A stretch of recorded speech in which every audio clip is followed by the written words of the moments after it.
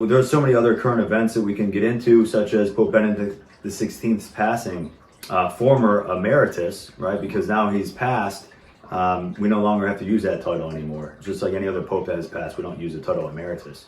Right. But may God rest his soul. Big fan of Pope Benedict XVI, and he was big on the Eastern Church and getting into the fathers more, the Eastern fathers.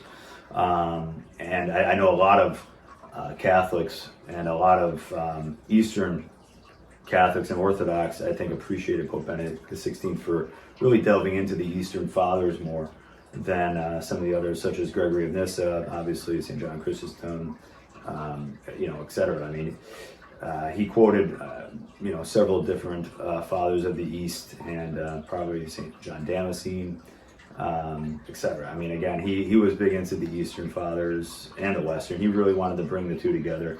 And that kind of began with, well, we can argue that, but I think in our modern age, Pope St. John Paul II, he really wanted to reunite the East and West. And not many people know this, but he's half Ukrainian.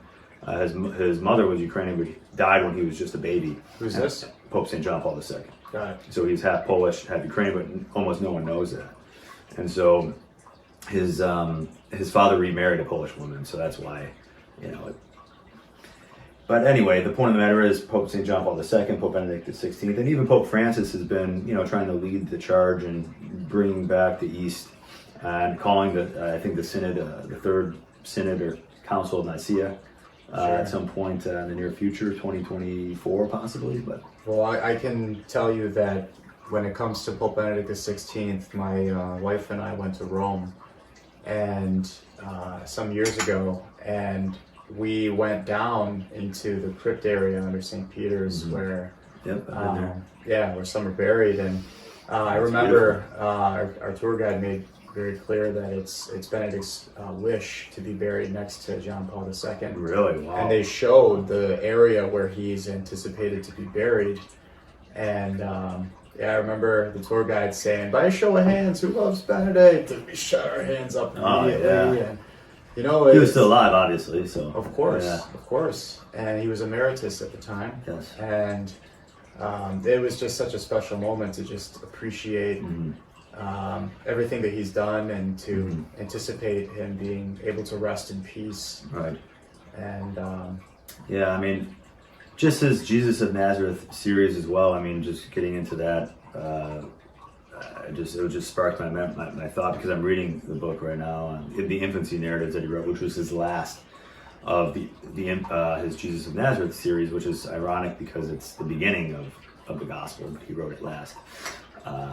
Which I think he wrote the section on his public ministry first, I believe, and then his passion narrative, and then the infancy narrative. So it is a bit juggled, but I do appreciate those books, and it's a very small book, the infancy narrative, so I do recommend that one. And again, I just love his scientific mindset, not only from the theological section, but also the scientific perspective, as well, and the astronomical.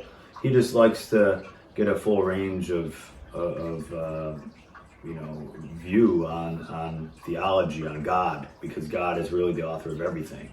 So whatever topic we're looking at, whether it be astronomy, theology, philosophy, history, it's all based on God, right? And so it should be centered around God, because he is the center of everything, right? And he's the creator of all. So I like his perspective on that.